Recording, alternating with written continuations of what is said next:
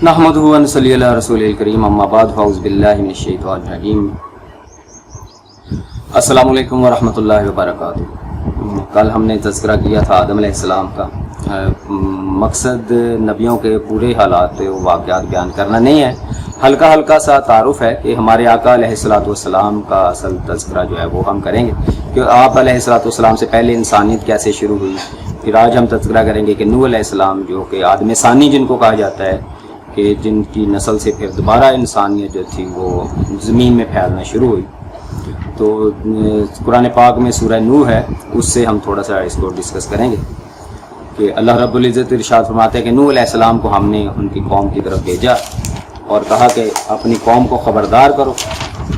फरमाया इन्ना अरसलना नूहन इला कौमिही अन अंज़िर कौमका मिन क़ब्ल अन यअतियहुम अज़ाबुन अलीम।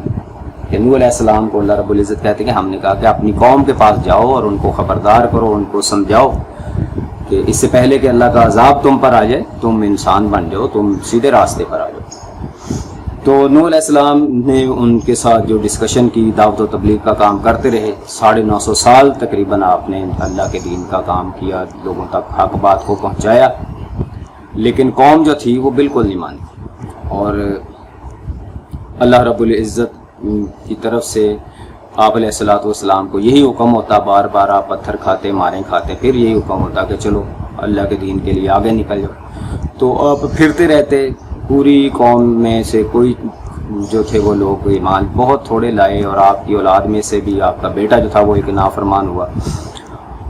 तो अहले तशीह की रवायात के मुताबिक टोटल उम्र जो है वो नूह अलैहिस्सलाम की तकरीबन 1400 साढ़े 1400 साल तक।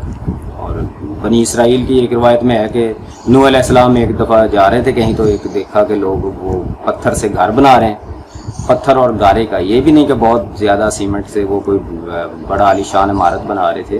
तो नूह अलैहिस्सलाम ने कहा कि तुम लोग दुनिया में ऐसे घर बना रहे हो कि जैसे हमेशा इधर रहना है। तो फिर खुद ही फरमाया कि हाँ, एक उम्मत ऐसी भी आएगी कि जिनकी उम्रें 60-60 साल होंगी, 60-70 साल, लेकिन वो तुमसे भी आलीशान घर बनाएंगे। तो कहते हैं कि एक औरत वहाँ खड़ी थी, तो उसने कहा कि काश मैं उस उम्मत में पैदा हो जाऊँ और मैं तो वो 60 साल जो हैं वो एक सजदे में ही गुजारूँ। तो देखें, जिनकी उम्रें 1400-1500 साल हों तो उनके लिए 60 साल जो है वो तो एक थोड़ा सा ही अरसा है। तो ये बनी इसराइल की रवायात हैं, इनके बारे में हमारे अकाबरीन का नबी पाक सल्लल्लाहु अलैहि वसल्लम के फरामीन के मुताबिक जिसका मफ़हूम है कि बनी इसराइल की रवायात जो हैं, इनको ना तो आप कहें कि ये 100% दुरुस्त है और ना ही ये कहें कि ये 100% गलत है, क्योंकि हो सकता है कि कहीं ना कहीं इनमें अल्लाह की बात हो, और ये भी हमें नहीं पता कि कहाँ से कोई बात जो है वो बदली गई है। तो इसलिए जो चीज़ इनमें आपको सबक के तौर पर मिले, जिससे आप अपने अमल और किरदार को बेहतर कर सकें, उस चीज़ को ले लें, और जो आपके समझ में ना जाए उस पर बग़ैर तबसरा किए उसको छोड़ दें। तो नूह अलैहिस्सलाम जो थे, उन्होंने अपनी कौम को, अपनी उम्मत को बहुत ही दावत दी। और यहाँ कुरान पाक में भी कहते हैं कि मैं दिन के वक़्त भी उनके पास गया, रातों के वक़्त भी उनके पास गया, कि जिस शख्स के पास जो कोई टाइम होता था उसी वक़्त उसके पास जाते, उसको अल्लाह का दीन बताने की कोशिश करते, समझाते। लेकिन ऐसी बदबख्त कौम थी कि कहते हैं कि वो उनमें सिर्फ तुग़यानी, सरकशी और कुफ्र की ही दिन ब दिन ज़्यादती होती चली गई।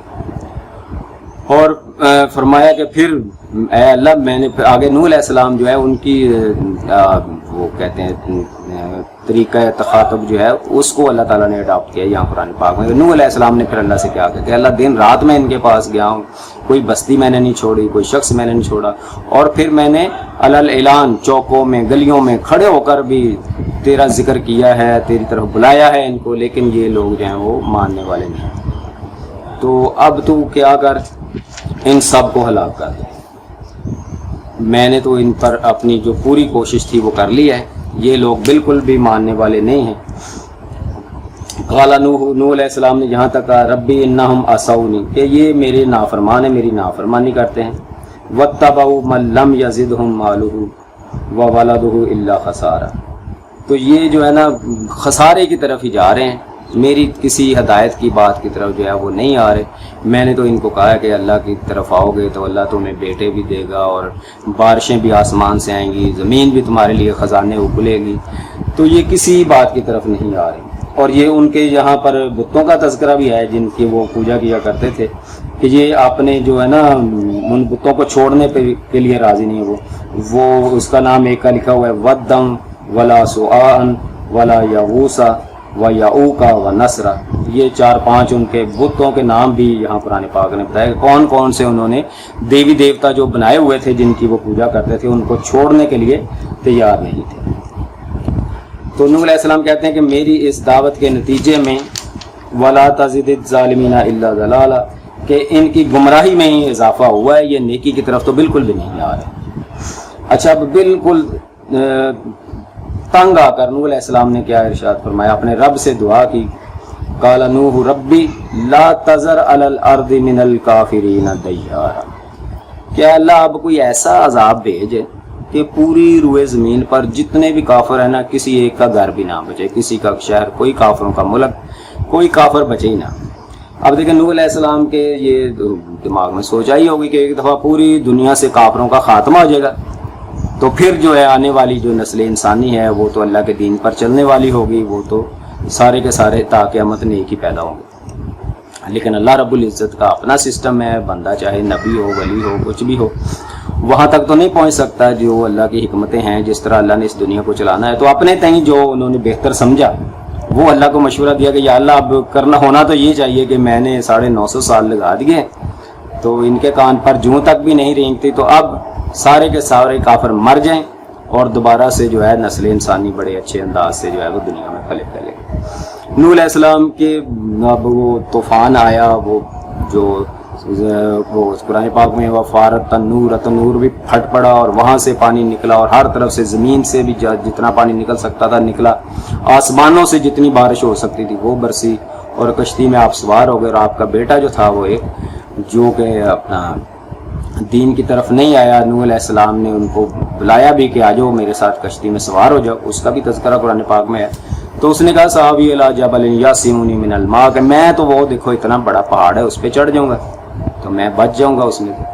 تو کہتے ہیں اس قوم کے کچھ جو لوگ تھے انہوں نے کہا کہ یہ ہم اس بابے کی کشتی میں کیوں سوار ہوں, ہم وہ بڑے بڑے مٹی کے جو مٹکے ہوتے ہیں جو گڑھے جن کو کہتے ہیں پانی پینے والے, ان کو الٹا کر کے تو وہ اس پر بندہ جو ہے وہ تیر سکتا ہے, پانی میں ڈوبتا نہیں ہے. تو اس طرح سے وہ بھی جو تھے وہ پانی کے اوپر تیرنے لگ گئے. تو کہنے لگے دیکھو نا ہمیں کیا ضرورت تھی آپ کی کشتی میں بیٹھنے کی, ہم نے بھی تو اپنی جانیں بچا ہی لی نا.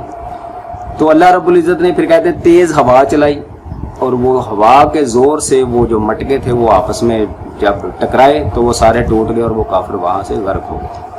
اور جو وہ بیٹا کہتا تھا کہ میں پہاڑ پہ چڑھ جاؤں گا تو اللہ تبارک و تعالیٰ وہ حال بینہم الموج, کہ ایک بہت بڑی موج جو تھی وہ لہر جو تھی پانی کی ان کے درمیان حائل ہوگی. اور اللہ رب العزت نے پھر نوح علیہ السلام سے کہا کہ اس سے بات بھی نہ کر, یہ سمجھ لے کہ تیری نسل سے ہی نہیں ہے. تو اللہ رب العزت نے اس طرح غصے سے کہا کہ اس کے ساتھ بات بھی نہیں کرنی, اس کو دفع ہونے دے. جو چاہے نبی کا بیٹا بھی ہے جو اللہ کے دین پر نہیں چلتا, نبی کی نافرمانی کرتا ہے, تو نوح علیہ السلام سے کہا کہ اس سے تیرا کوئی رشتہ نہیں ہے, اس کو چھوڑ. اچھا جی, بعد میں پھر نوح علیہ السلام کی کشتی جو ہے وہ جودی پہاڑ پر, کچھ لوگ کہتے ہیں ترکی میں ہے, کچھ کہتے ہیں روس میں ہے, وہاں کہیں آ کر وہ کشتی رکی اور وہاں سے پھر نسل انسانی پھیلی. لیکن نوح علیہ السلام نے جو ایک ذہن میں آئیڈیا سوچا تھا کہ بس اب تو بعد میں جو نیک لوگ ہی پیدا ہوں گے اور اللہ رسولوں کو ماننے والے ہوں گے, تو ایسا جو تھا وہ بالکل نہیں ہوا. کیونکہ آدم کی سرشت میں, انسان کی سرشت میں یہ چیز اس کی جبلت میں یہ تھی کہ اس نے تو غلطیاں کرنی ہی کرنی ہیں.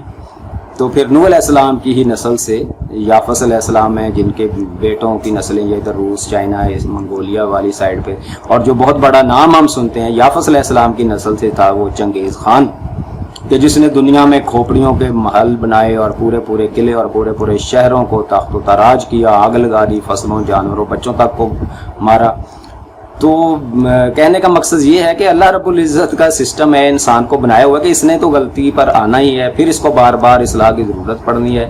چاہے ایک بار پوری دنیا سے کافروں کو مٹا دیا جائے, 2 بار مٹا دیا جائے, 3 بار مٹا دیا جائے, پھر شیطان نے بھی اپنا زور لگانا ہے, کیونکہ اس کو تو اللہ رب العزت نے قیامت تک جو ہے وہ مہلت دی ہوئی ہے. اب اللہ کا اس کے ساتھ ایگریمنٹ ہے کہ جاؤ بھی اپنا زور تم لگا لو, میرے بندے جو ہیں وہ میری بات مانیں گے, مجھ پر آئیں گے. وہ اقبال نے بڑا ایک مزیدار شعر ہے کہ ابلیس کو یورپ کی مشینوں کا سہارا، اللہ کو پامردی مومن پہ بھروسہ. یہ غالباً یہ پہلا مصرع میں نے دوسرے پہ کر دیا کہ اللہ کو پامردی مومن پہ بھروسہ، ابلیس کو یورپ کی مشینوں کا سہارا. کہ آج بھی ہم دیکھتے ہیں کہ جو برائی پھیل رہی ہے، یہ ہم کہتے ہیں ٹک ٹاک ہے، نیٹ ہے، یہ ہے، وہ ہے، اس کے ذریعے، لیکن اللہ کے جو مرد مومن ہیں، اللہ کو ان پر بھروسہ ہے کہ وہ اسی نیٹ کے ذریعے جو ہے وہ اچھائی کی باتیں بھی کر رہے ہیں، لوگوں کو ہدایت کی طرف بھی لا رہے ہیں. اور ہمارے نوجوان ماشاءاللہ ایسے ایسے بھی ہیں کہ ذرا سی غلطی جو ہے وہ لوگوں کی پکڑتے ہیں اور اس کو ہائی لائٹ کرتے ہیں. اب وہ دور نہیں ہے کہ ایک پی ٹی وی اور آپ بیٹھے ہیں، قوم سے خطاب کیا اور چل بھی جو آپ کے دل میں آیا، اور کیمرہ جو ہے وہ صدر مملکت اور وزیر اعظم کے گرد گھوم رہا ہے اور جو مرضی لوگوں کو گمراہ کرتے رہیں. اب جو مرد مومن ہیں، جو کہ اللہ کے دین کا کام کرنے والے ہیں، وہ ذرا سی بات جو ہے اس کو ہائی لائٹ کرتے ہیں. جہاں بھی غلطی، کوتاہی اور کسی قسم کی بھی لوگوں کو دھوکہ دینے کی کوشش ہوتی ہے تو وہ اس کو ظاہر کرتے ہیں. تو یہ نیکی اور بدی، یہ اللہ رب العزت نے آگے تک چلاتے رہنا ہے، اس کا سلسلہ چلتے رہنا ہے. اور پھر نوح علیہ السلام کے جو بیٹے ہیں حضرت سام علیہ السلام، ان کی نسل سے پھر آگے ابراہیم علیہ السلام پیدا ہوتے ہیں، وہ بابل کے شہر میں. ان کا تذکرہ انشاءاللہ ہم بعد میں کریں گے. اور پھر وہاں سے ابراہیم علیہ السلام کی نسل سے ہی حضرت جناب محمد عربی علیہ السلام جو تھے وہ دنیا میں تشریف لائے. اللہ رب العزت آپ سب کا حامی ناصر ہو. والسلام علیکم ورحمۃ اللہ وبرکاتہ.